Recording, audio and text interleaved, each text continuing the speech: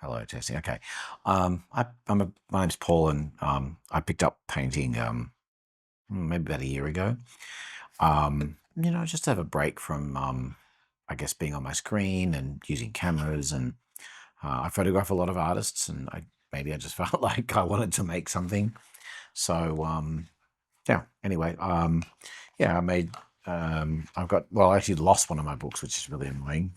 I did one in Italy over the course of a while, and I lost it. I don't know where it's gone. But it's been really fun. It's been really relaxing to be making work, and some of it's really bad, and some of it's less bad, and some of it is it's all. But the one thing it all is, that was me actually getting AI to just giving a bunch of prompts and then painting what AI came up with. That actually is something I want to work on more. I was just in Japan, so I was trying to paint some things that I saw there. Um, yeah, there's no real kind of, that was me following an online lesson. Somebody else showing how to paint flowers, which I thought was fun. Yeah, it's been a really um, fun, really fun exercise. I don't know. I mean, I've got zero education in it. But it's just a way to get off your screen. And this costs $20 and the book costs 7, and I don't know, it's the best fun you can have for $20. um if you're not doing other things, I guess. But yeah, so I like to start by just activating the paints, which apparently you put drops on there. I'm sure this is just fun. Again, I've got zero knowledge of what I'm doing here. I'm just like having fun basically. And um I've got no real idea about how to paint, and I'm sure if you're a painter, you're like, yeah, I don't know about that. But anyway, point is, um, I'm having fun doing it, and that's another book, which that's actually much nicer paper. So it absorbs the watercolor much better. I should also say I'm using this water. It's called a water pen. You just fill it up with water, and you can squeeze it and clean it out. And then this bit of just tissue is really great to just clean the nib. Yeah. So maybe I'll do some. I might do some azaleas. Those are sort of my mum's favorites. Big leaves, big flowers. I don't know. We'll drop it into a vase. I would like to start with a stem because I guess you're going to sort of cover it up otherwise. My mum always has azaleas around. Um, Actually, is it azaleas? Or am I talking about they're hydrangeas? They're my mum's favorites. Um, so yeah, they are her little babies. That's true. They're kind of a nice flower. They're a very colorful flower. They're very big. So anyway, I'll squeeze that off there. As you can see, it cleans it up. And kind of, again, this is just me from memory now. This is not me trying to copy something. I'm just, I mean, these watercolors are very forgiving. And again, just very, very fun, just sort of working it out as I go. So my idea here is to just do a bunch of these sort of flowers, let it dry, and then come back and then go over the top just to kind of give it a sort of a layer. So you feel a sense of depth in there. And then I'm probably going to add some leaves onto this, so that yeah, I've got a nice, there's a nice sense of fullness and depth. I mean, there's many ways to achieve it. And again, I've just watched a bunch of tutorials, but actually that's not true. I probably watched about 4 tutorials or 5, and I kind of weirdly just preferred to not know and just try to work it out. It sort of has been much more fun just to kind of go, oh yeah, that looks good. What happens if I do this? I'm a full-time photographer, as I mentioned, and I photograph a lot of artists. It's called Where They Create. It's a lot of fun to do. I just get to spend time in artists in their studios, and I interview them and post it online. There's a website and Instagram, all that jazz. Anyway, point is, I think sometimes having the innocence of not knowing, like especially with photography, where you just pick up and you just shoot and you don't really know what you're doing, there's a lot of value in that. There's a lot of you're not constrained by things you should and shouldn't be doing. What's right is just what looks good, really. So I think these could be bigger, to be honest. I think this could be, the thing about azaleas is that they're huge. Not azaleas. I got it wrong again. Hydrangeas. That's why I'm confusing it. I'm very dyslexic. Hydrangeas, yeah. So we're going to get a little bit bigger. And then I might start putting some leaves in soon. I mean, sometimes you're doing this and you're sort of happy with where it's going, and then all of a sudden you sort of add one more element and you kind of ruin it, or it just builds up over time, which is also kind of the fun of it all. So I'm just going to clean the brush a little bit. I'm going to just drip it off so it just gets into there. Okay, now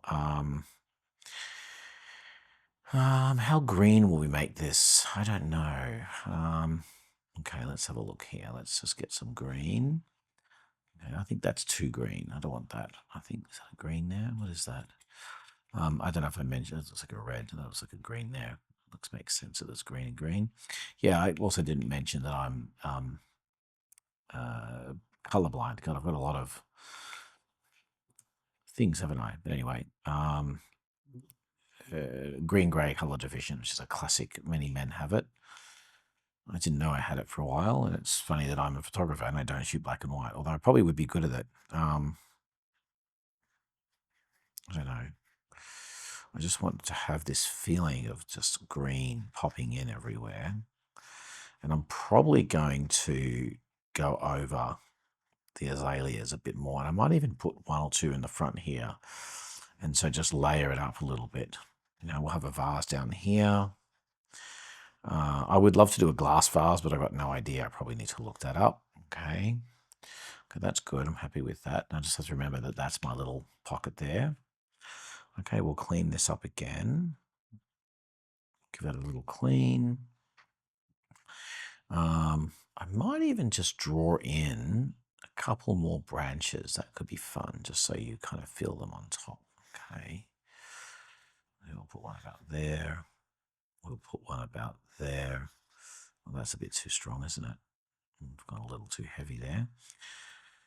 Now I have to work to hide it. And again, if I was a better painter, I probably would know what to do, but I don't, because this is just all me just working it out as I go. And that's a bit too straight. Anyway, this is what I mean. Sometimes you just kind of stuff it up.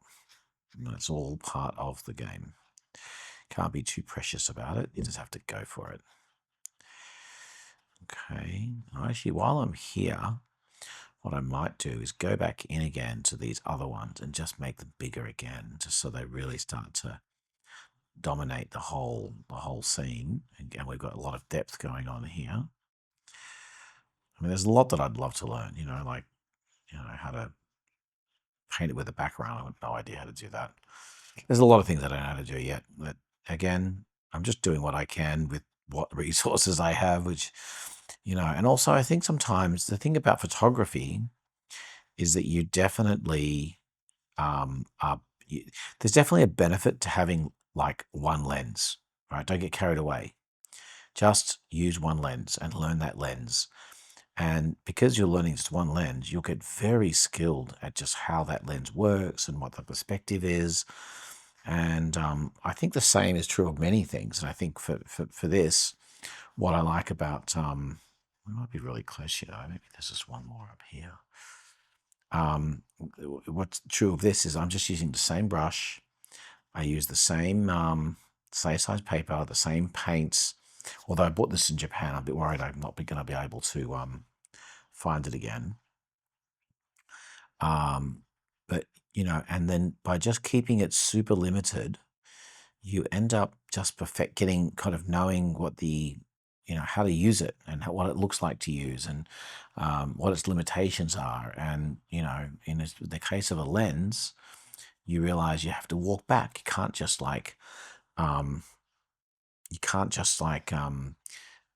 zoom in or zoom out. You have to pull right back.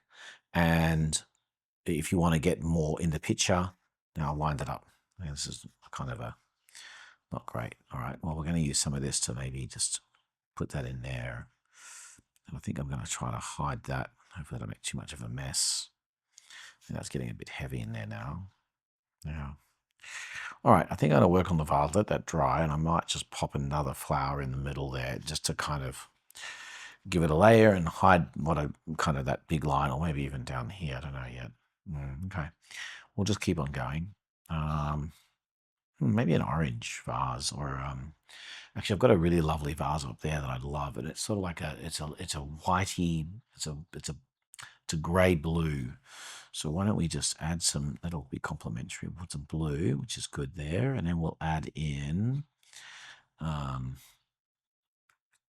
just actually got to activate that. Okay.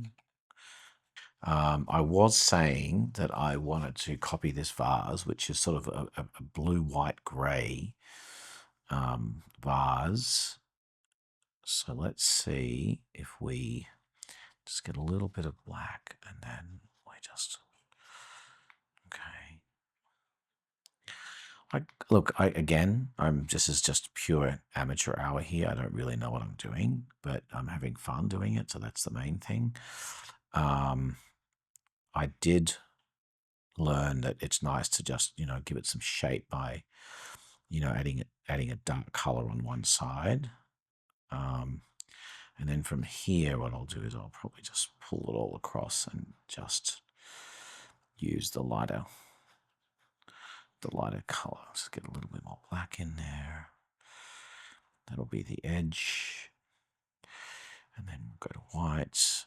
And actually what I will do is I'll take a little bit of water into it so it dilutes it now. And then we'll just go across.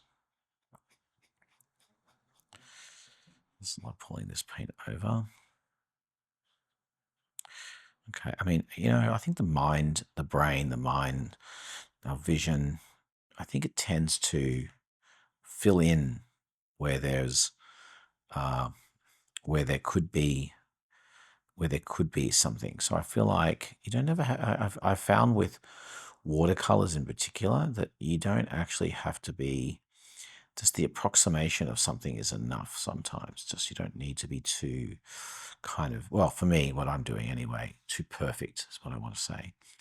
Well, there's not much blue in there. I might just put a little tiny bit in. Don't want to get too much in there. Again, I don't know if I should dip back. I've got no idea. It doesn't really matter. As long as you're having fun. That's the most important thing. This is not serious. I don't need this to be anything. I mean, I'm not selling them. I'm just doing it for fun. I think, yeah, and I don't know why I'm stuck on flowers. It's not like I'm obsessed with flowers. I'd like to photograph more of them. I mean, I'm kind of okay with that. I'm happy with where that's at. Yeah, what if I can zoom in here a little bit? Well, I guess I can just lift it up. That might be the easiest thing to do. That's where I'm at so far. Whoops, that's probably about as far as I want to go there. Okay. I think what I'm going to do next is, the vase feels like it's just a bit lopsided. I might add a little more blue in there once I get this vase finished. Okay.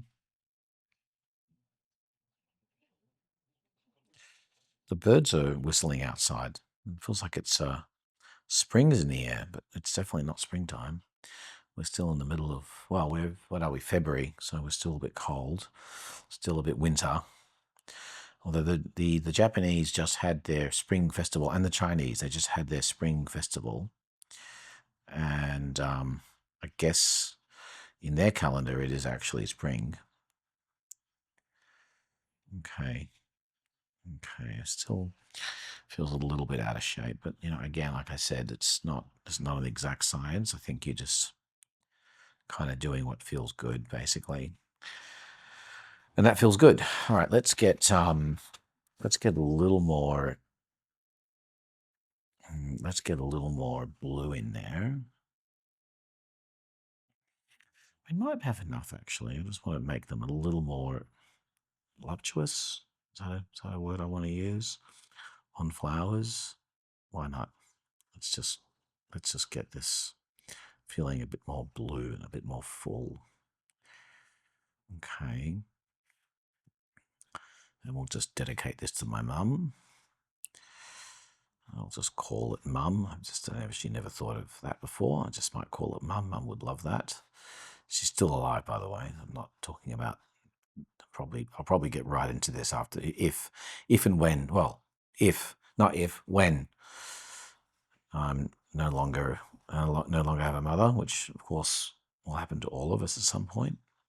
Hopefully, she gets to 100. That would be great.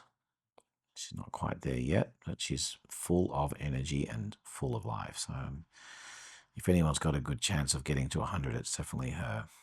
It'd be great. She spends lots of time with the grandchildren. Okay, I'm just going to get a little bit bigger there just to kind of fill out this page and sort of occupy it a bit more.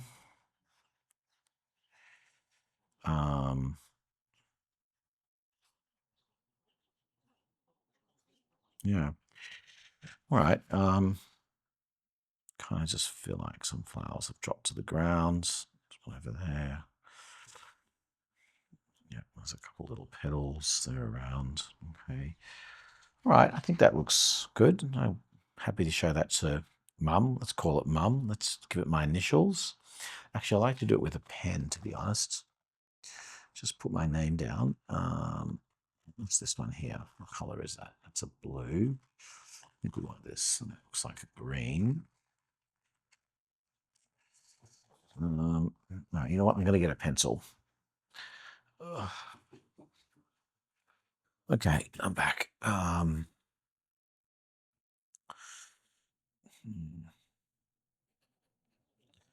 it's not. It's gonna get. I'm gonna run out of titles if I start calling him Mum.